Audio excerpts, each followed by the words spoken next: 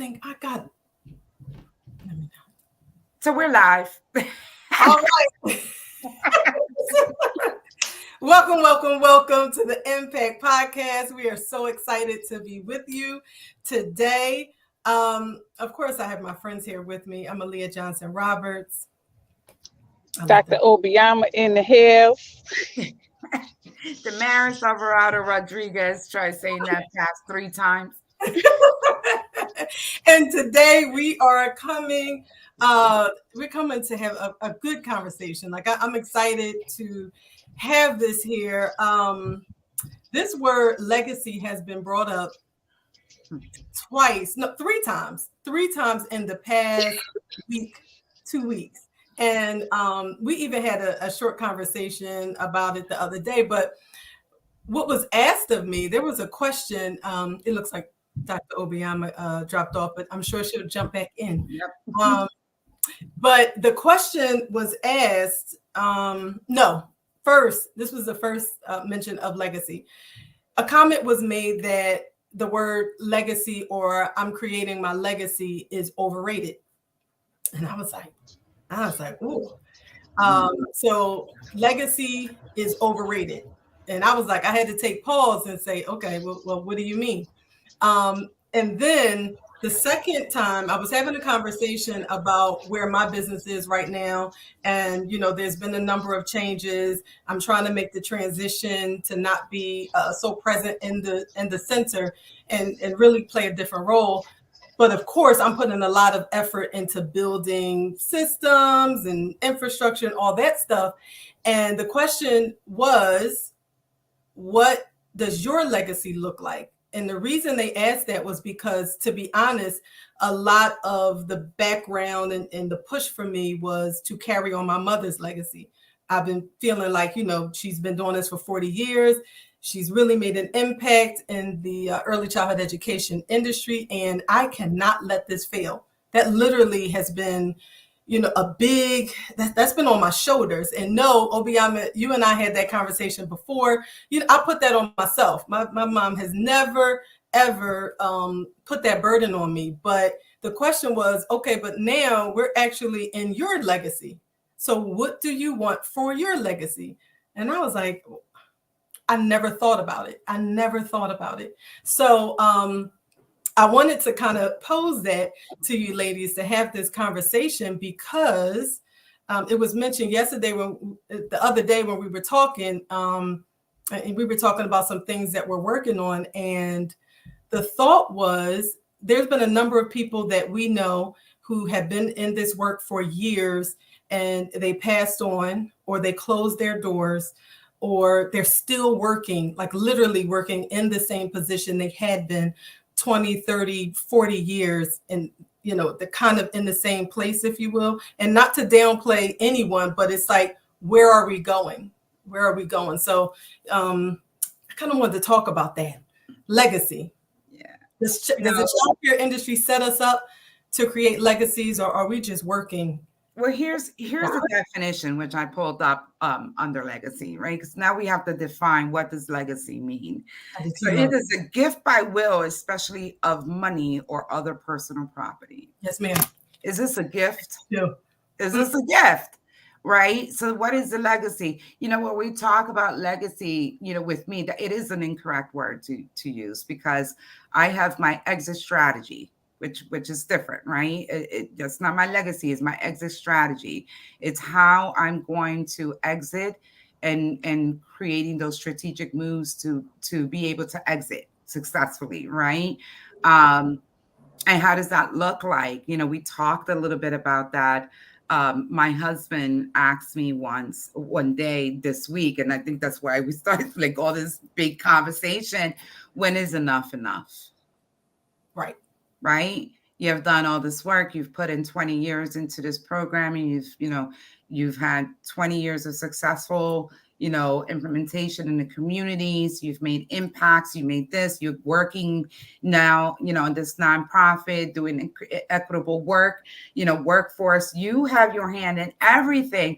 But when is enough enough, right?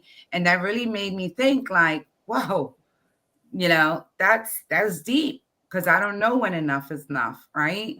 And really made me second guess and slow down, right, to that magical standing still moment, right, where I have to really reevaluate where is my legacy going, right, and how am I really going to exit? But today I was telling Obiama, last week, well, the beginning of this week when we talked about exit strategies. And it's like, God don't want me to go nowhere, because every time I'm like, all right, I'm exiting. We talked it up. I'm getting ready for that mission. God is like, hold on to this, and then hold on to this. And I'm going to need you to do this before you step your foot out this game. Yeah. And sometimes we have to look at what are those messages. So it's really confusing. It truly is. I want out. I do. Right.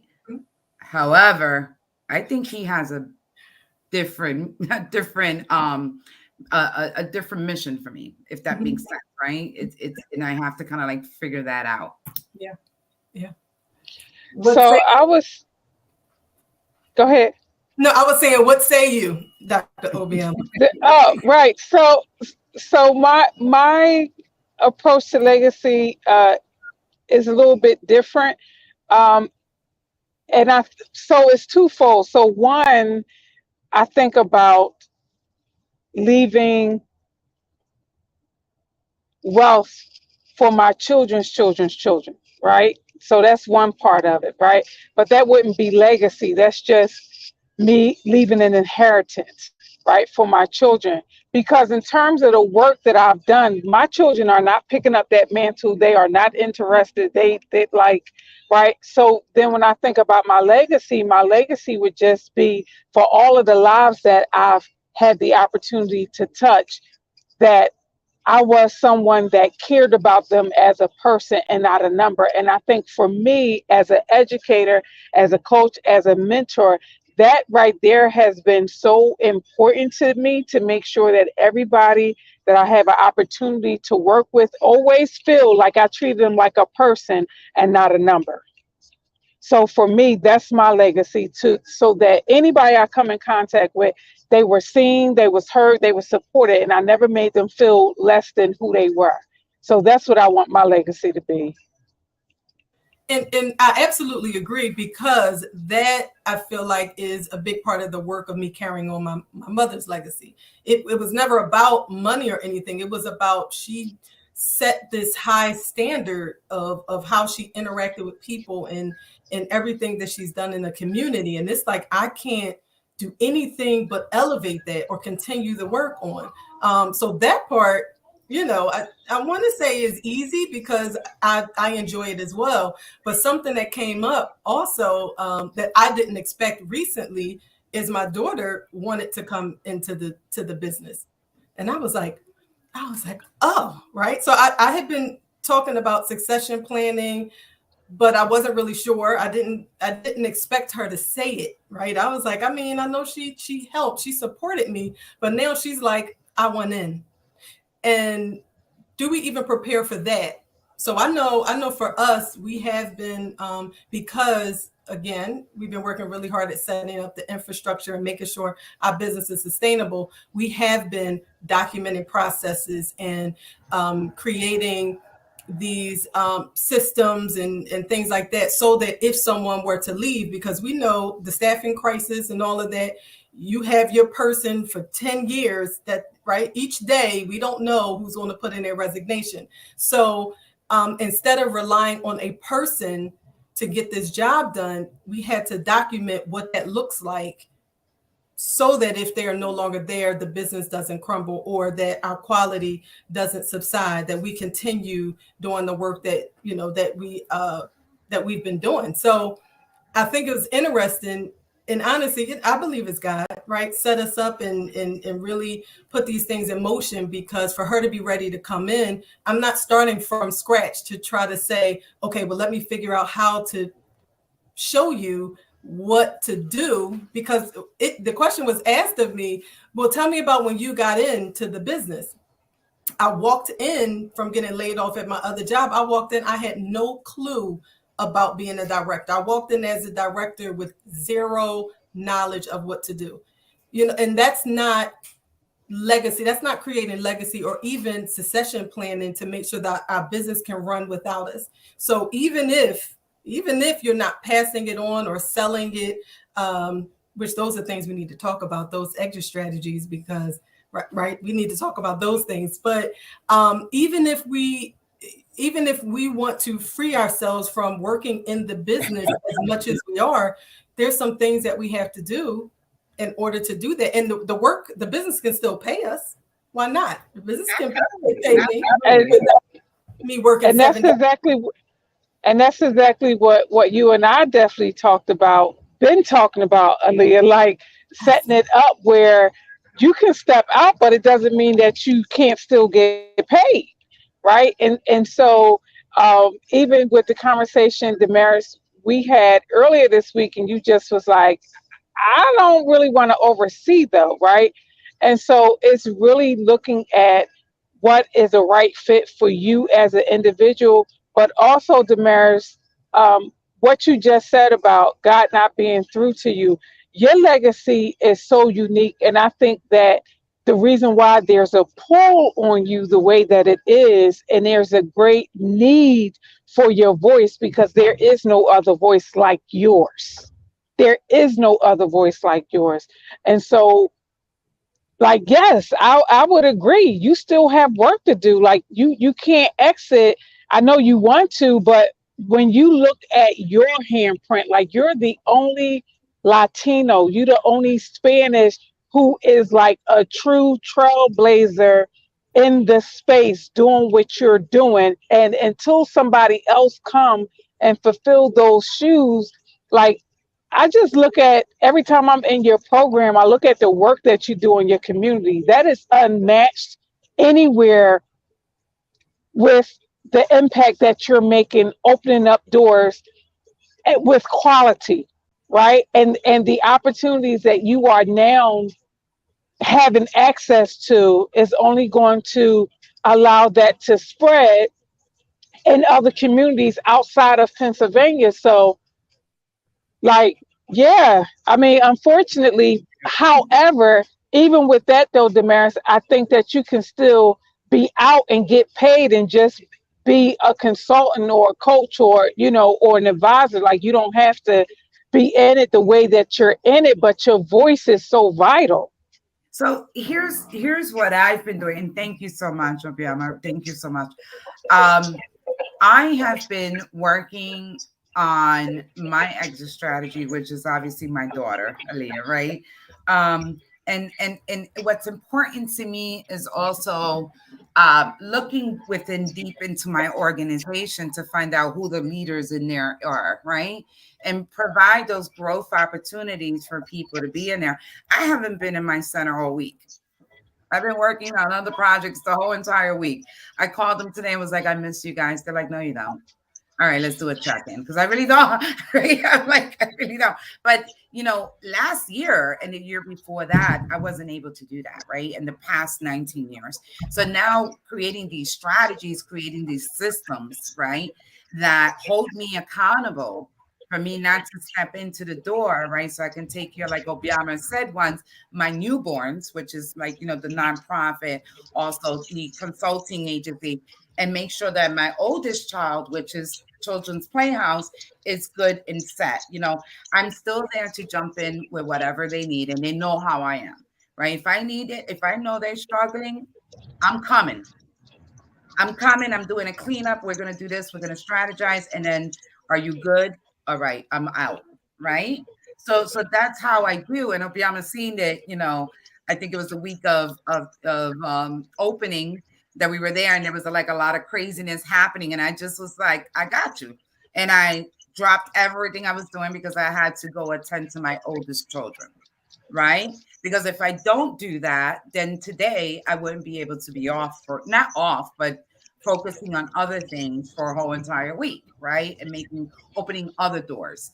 Working with my daughter as she started with me when she was like 15, right?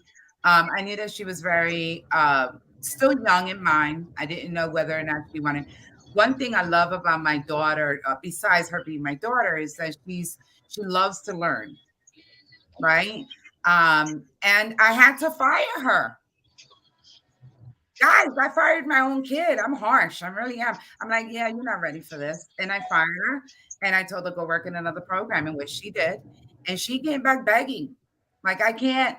I was like, oh, the grass is not greener on the other side. You ready to put in this work, or you ready to go into another field? Because it's okay. You don't have to follow my footsteps. This wasn't even my footsteps, right?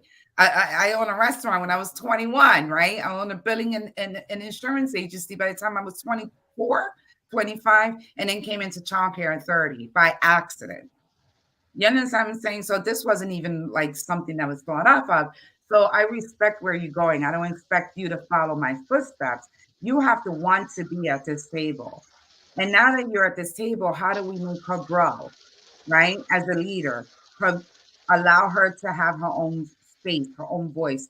It is an amazing thing as a mom, a proud moment, as a leader, as an owner of a facility, to see the people that are underneath you have a voice at tables and comfortably speak out loud, whether I'm there or not, right? And advocate for the children that they have and they serve and the families that they serve, and also lift their voice. And seeing my daughter in that role, she's my legacy. I see her, right? She is my legacy. She needs a lot more, just like I do. I am 20 years in. I still need a lot more, right? I need that coaching, that consulting. But until mommy is ready to exit, mommy's here to support her, because I know that she's going to be a fierce Latina leader, a fierce one, right? And she's going to make even better strides than I am, and I just can't wait. And to see others underneath me, you know, that or working with me, not underneath me, working together with me, because they're not underneath me. They work side by side. I can't wait to see them grow too. I can't wait to see this thing that I just created by accident out of love grow into this beautiful thing that's going to make changes in this community, in this world, and in Philadelphia, which very needed. So I'm passionate about it. I'm here for it. Yes. And And listen, but wait, we the three of us are creating legacy with this leadership Ah, fellowship. yeah, and I love that you say that, because the legacy doesn't have to always be passed on to our children, nope. right? This is where the leadership comes in at, and it's not one of those I'm going to come in, get what I want and need, and I'm out, and I'm not, I don't care about, because even if we were to, leave the position, leave the center, or not be present in the capacity that we're in now, that doesn't mean that we can't still impact the feel or the work. And I think sometimes we kind of stay stuck, like you were saying. It's a hard pull, Damaris, because it's like, wait, but I have to do this, I have to do that. So that was one of my questions too, which was, okay, then what does the industry offer us then when we get to this space? Well, I think I just answered my Um, question in my I, head. I was about to say we create I, our own path. the industry doesn't really offer us anything. We have to be that go-getters. We have to create innovative ways into fighting back to remind them and ourselves that we are business people. We are business people. We love what we do. I love my children. I love the impacts I make. I love, whatever. But we are business people. So when we get to this space, now we're thinking about future growth. What is that going to look like, right? How are we going to be sustainable? And the industry, unfortunately, does not offer us those type of tools and supports, right? We're conditioned to think that, we're just babysitters. No, I'm not a babysitter. I didn't go to school for babysitting. You know what I mean? I don't know nobody that goes to school for babysitting. I just don't know it. I do not work 12 owners, by the way, work 48 hours a day, and there's only 24. We even dreaming about how we're going to wake up how we're going to work the next day, right? Literally, yes. Literally, right? What is my next move? What's my next strategic move? How do I handle this? How do I handle this family? Our minds, this ain't for everybody. It ain't for everybody. It definitely is not for everybody. And to your point, like the work that we do, the work, like that's our legacy as well. And to the point of, I mean, both of you being at a place where you are pouring in, right? You're pouring in. And I don't know if you guys read, I sent you something the other day, and it was 21 qualities of a leader. I had screenshotted this thing I was reading. I sent it to you, and it talked about the leader having a successor, like the leader, a servant leader. You know, a good leader is going to empower and pour into and invest in their people. Why? Because we want to be replaceable. We need to be replaceable. Like that's a good leader. You want to raise up a people that you don't have to micromanage, that you don't have to babysit, that you can pass the baton on and know that they're good. And that's what the two of you are doing, right? That's what we're doing.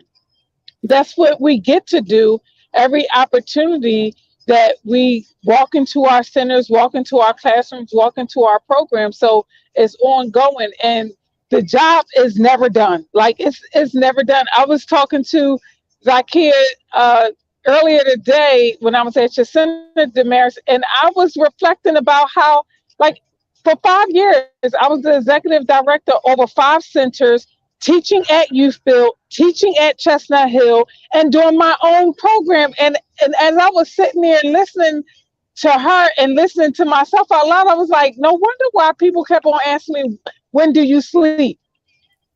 Because the passion is what wakes us up. The passion is what drives us. And so I'm at the place where I don't even know how I did that. I can't even tell you. Yeah. I don't know. Yeah. I And mean, the if you question really is reflect always, that, how can we do more? I feel like it's always okay, guys. That we did a great job. We did a great job. What else can we do? what else can we All do? the time. Right. All And, the you time. know, Nothing and coming. it's a shame because we really don't get the opportunity, Leah, to really reflect on the magic that we have created, the wonderful work, the impacts that we have created, right? The lives that we have touched, right? And the leaders that we have raised, right?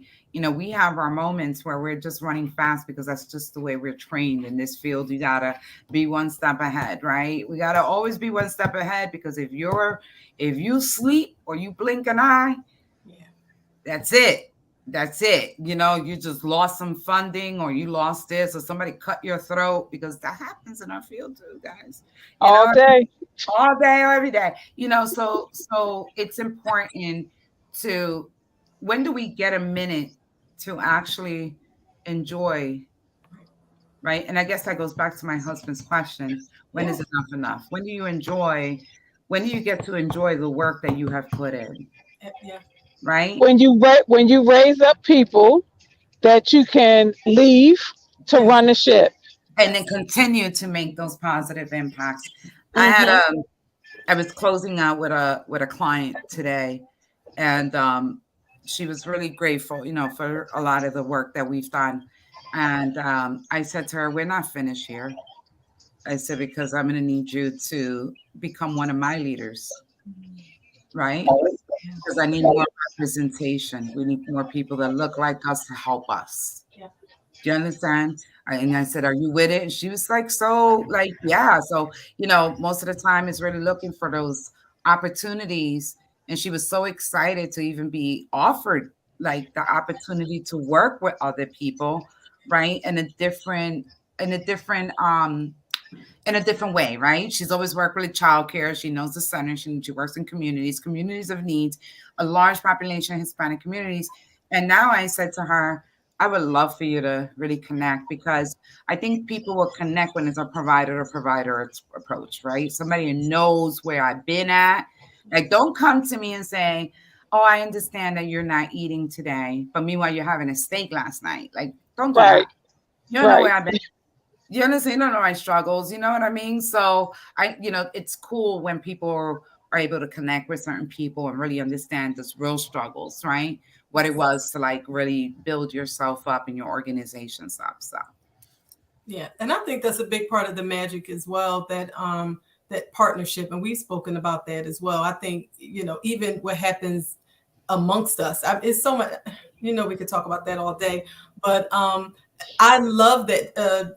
Last week, I think I did a panel discussion with some other ladies around employee retention, and not one was from Philadelphia, Pennsylvania. I'm talking other states, but it was such a beautiful connection to be able to all be pretty much in the same position, either directors, owners, or consultants. And there was no sense of competition on there. It was nothing but how can we further collaborate after? And that also is legacy, is right. We know that we have the passion. We've done this work. Everybody had 15 plus years in the game. And it was like, how can we come together to make more of this magic and show other people in the industry that it can be done? That whole myth that, childcare owners don't want to share with others, or women can't come together and not have drama. Like, no, I think we're conditioned. I think we did a podcast once on that, right? Like, show me the dollar, or we want to powder that dollar. You remember that? Yes. You remember that podcast? And we're conditioned to feel that way. You already know, Leah. We've spoken in Obiama a lot about other organizations. I want to say the right words here, but I'm not the politically correct person. Right. So what you trying to say? So what you trying to say? Well, this.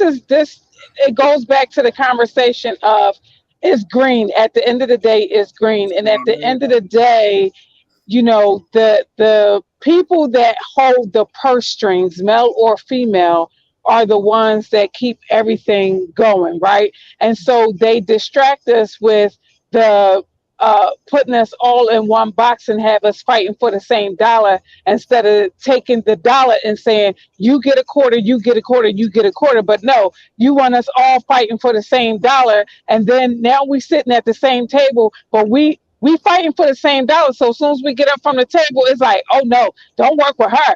Don't work with this person. Don't work. So now we got all that backbiting going on, and that and that is just what she's doing over there. Let's go. Yeah, come on. Yeah. So ridiculous. And then thank you so much, Obiama, for this is why we make such a great team, because you already know where I was going.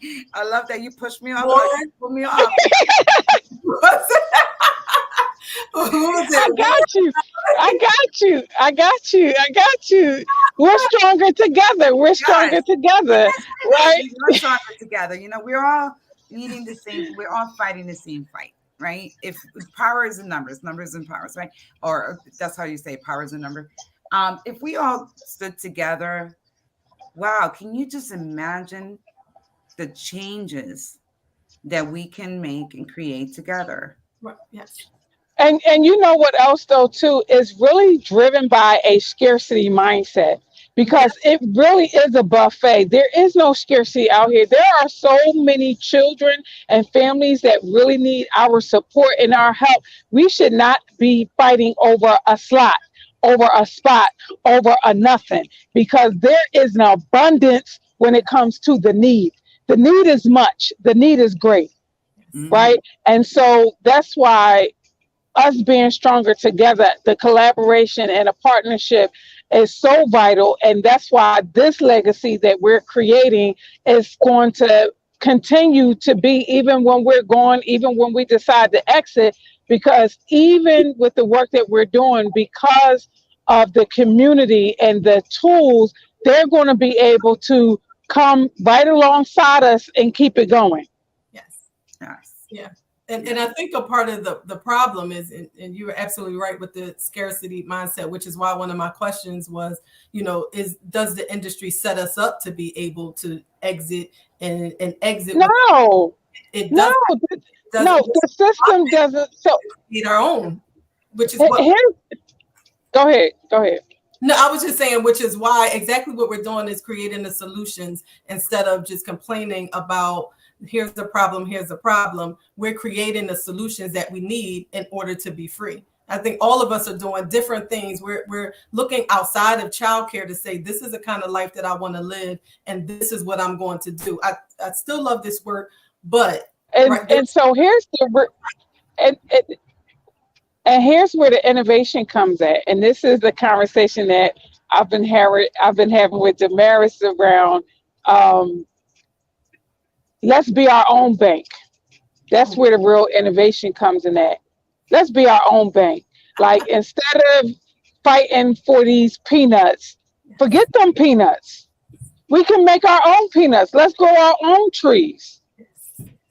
And, that's kind of hard, right? Because I'm always talking to Propiama, like, but we want it to be accessible. I'm always the accessible conversation person, right?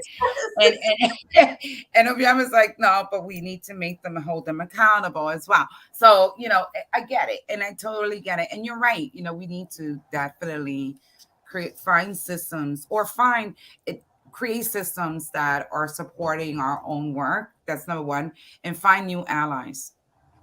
Well, oh, yes. Find new allies, right? Because they are something I have learned in the last 2 weeks, right? And I've always known, but I forgot. And I was just easily reminded, you're stuck. Why are you sitting in this circle? If they don't want to play with you in the sandbox, go to the slides. Exactly. Right? So then go to the swings, right? Or get out the park all together. And that's where I'm Come at. That's on. my mindset. That's my mindset right now. They don't want to play with me, deuces. Because at the end of the day, my heart is clean. I know my intentions are pure, and I know God is going to lead the way. Yes.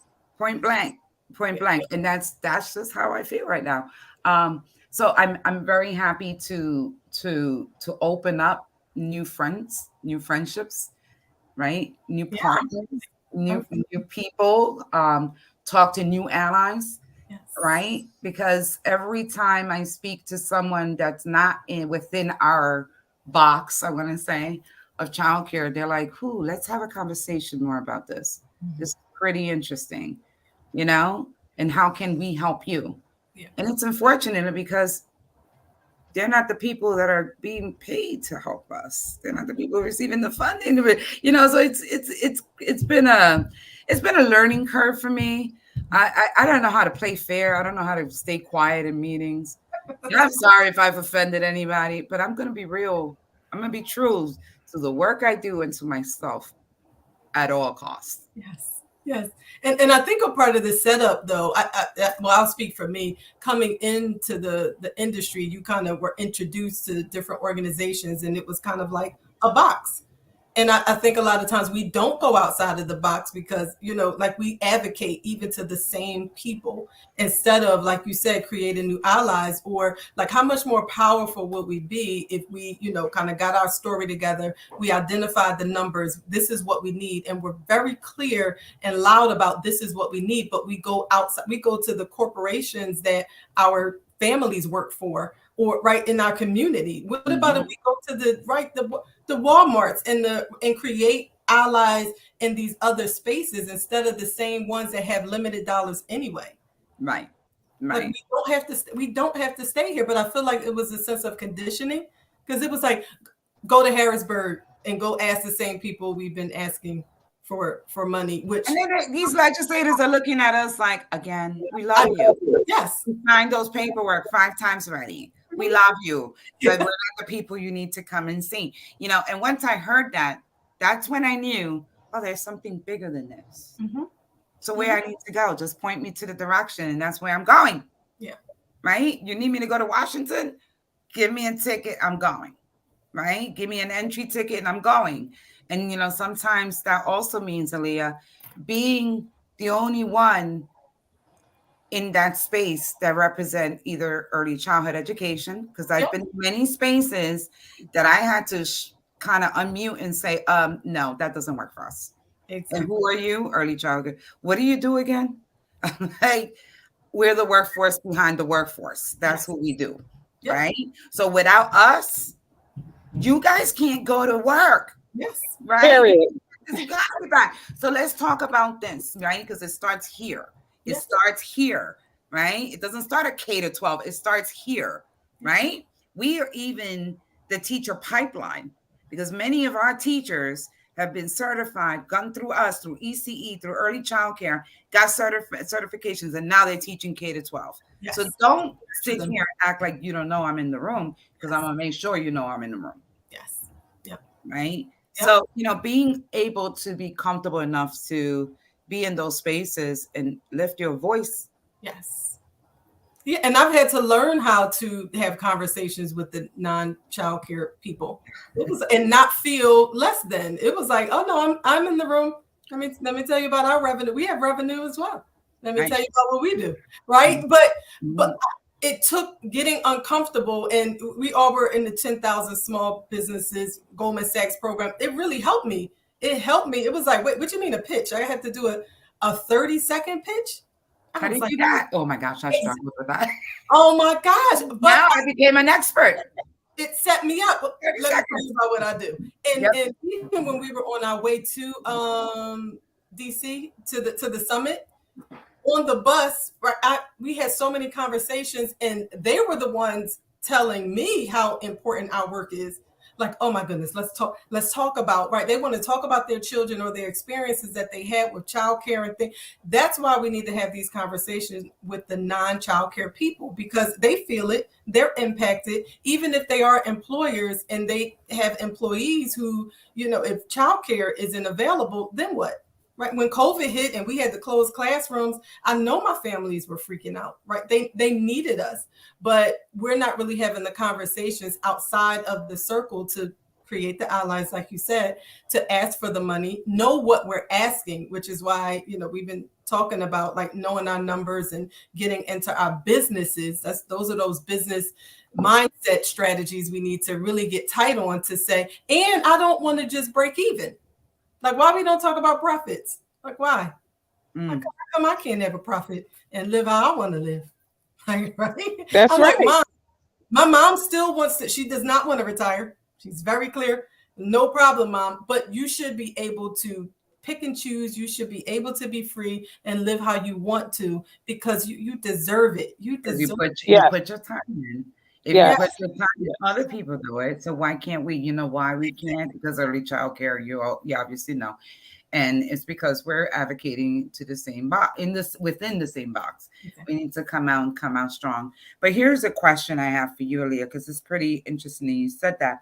So how do people get invited? Why do people do not come out to do these things, right? Is it because they feel like as though they're not invited to the table to have these conversations, right? Or they don't know where to go to? They may not know where to go. Mm-hmm. But then so we just have to get uncomfortable and go outside of the ECE trainings, the conferences. We can't be scared to spend our money to be coached by, like, honestly, until I began getting coached and having consultants and things like that, it was a lot that I didn't know. And I was like, oh, there's somewhere. And I think COVID too opened up this virtual opportunity where we can connect with other people who are not from this country. Mm-hmm. Right. Like, they don't have to be from Philadelphia for us to become more knowledgeable or to have impact or to have connections that we can bring back to Philadelphia. But I still want to go. I want to go play in Africa. I do. I want to connect with them. I want to connect. I'm going to Italy. I'm going there. And I want to be able to not only have these experiences, but to have these conversations with other people. And make connections and bring back those models, right? Yes, guess what? When we start researching some models that are happening in other cities, in other countries, you're like, wow, wow, why are we not doing that in Philadelphia, right? Why are we not bringing this to our children? And, so definitely it's a great opportunity to think about out the box, right? Definitely think out the box and see how other places. I mean, I think Obiama is traveling now because she's always traveling. Obiama is definitely the biggest traveler here. And I love thinking about that. When you got on the call, Obiama, you said I have my sidekick, my baby with me. That's the creating the legacy too. He's with you. Yes. And you go ahead. No, I'm about no. You can hear me. I will say, yes, we can now. I was about to say, and it reminds me of me speaking about Zion and him being able to watch what you're doing. one of my girls said to me, and that's when it really checked me, because she was like, "Don't nobody want to work like y'all? Like y'all work all these hours and all these years, and you tired and right?" It's because that's what they saw. And I think what you're showing him is something different, so that, the legacy is this is what it can look like. And sometimes our children, they watch us, and like I'm still working. I am still working right now, but they watch us. And even my kids at times make comments that make me say, okay, what am I showing them? That's part of the legacy as well, in regards to what our children see, not just what, we call ourselves exposing them to. What are they actually seeing that, they see it for what it is, honestly. It's like, no, I'm working hard because, but they like, no, you're always tired. You can't go on the walk. And you don't have time, right? And you don't have time to do this. This is how I connect with those little rugrats of mine. Because I love my children, but sometimes they're like, you're always working. Can you just quit? And I'm like, okay, so let's see. Let's write down, if I quit, what ends up happening. Please tell me. No more vacationing, or less vacationing, right? And here goes this. No more, competition dances, no more this.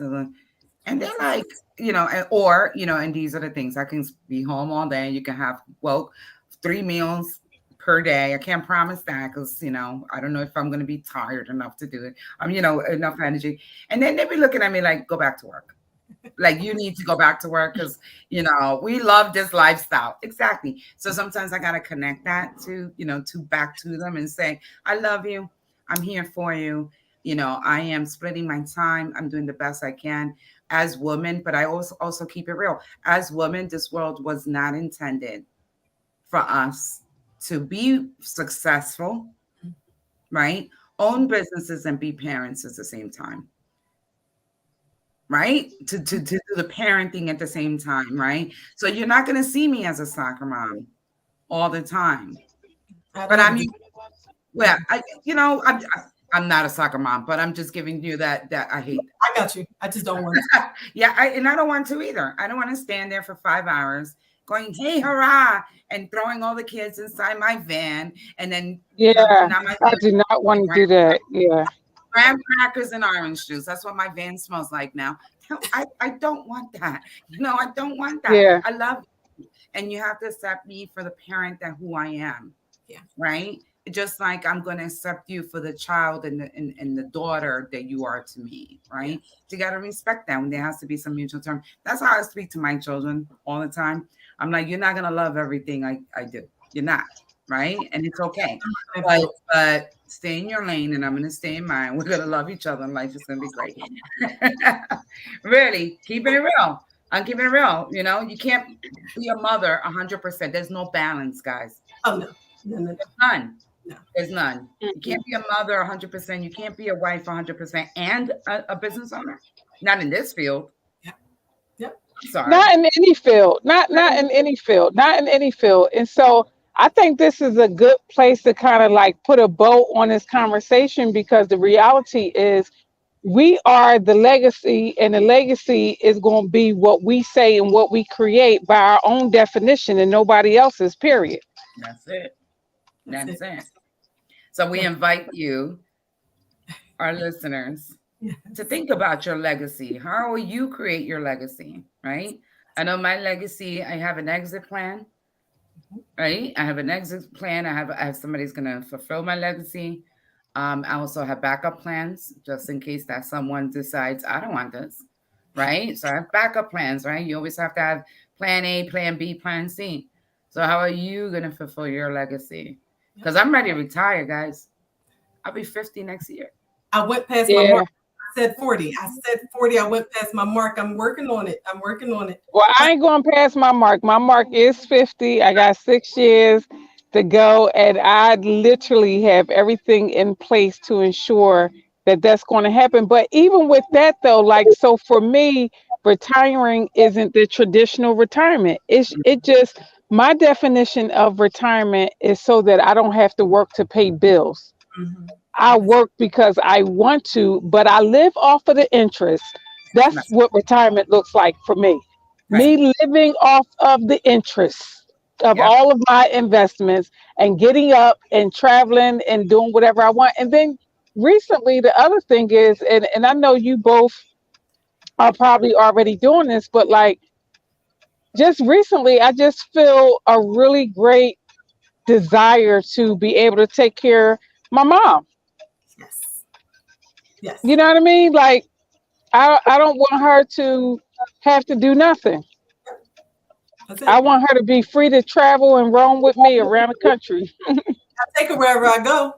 I'll be like, My everywhere. mom doesn't. My mom doesn't like traveling, so Yeah. she's not good. But definitely taking care of her, in other ways, definitely is a high need because, when I lost my dad, I was a daddy's girl. I didn't have the opportunity, right? He always took care of me, So having the opportunity to do that with my mom, which I just not just, but we just as adults started having this relationship as mother and daughter bond. I didn't have the opportunity to have that relationship when we were younger. So I do agree with you, Obiama, that I would love the opportunity now to do that and also to bond with my daughters, especially now that they're older as well, right? Because it's different, right? I'm 50 and even bond with my husband in a different way. Mm-hmm. Because Mm-hmm. I had to tell my husband, I said, I'm going to be 50 years old. I'm not a kid. I'm not the same Yeah. married 20 something years ago, right? Yeah. We need to learn how to, or we need to find each other again, right? Yes. And rekindle again at this age with this knowledge, with this wisdom, with this experience, right? And have the opportunity to be able to do that again. So, yes, it's And you Yeah, powerful. said that's another podcast. That's another Yeah, show. that's a whole Stay yeah. tuned. Stay tuned.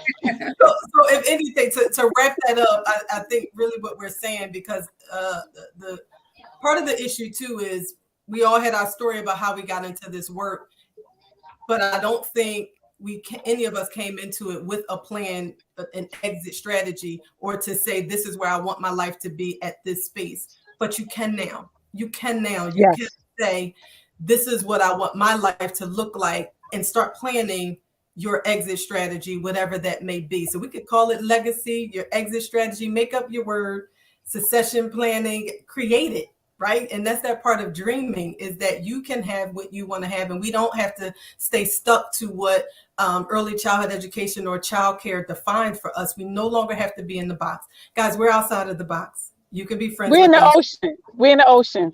We out We're of the fish tank. We're in the ocean.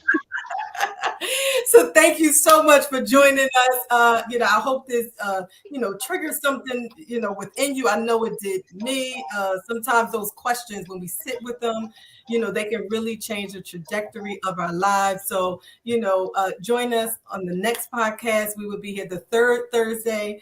And thank you for joining us. We'll see you soon. Bye. Bye.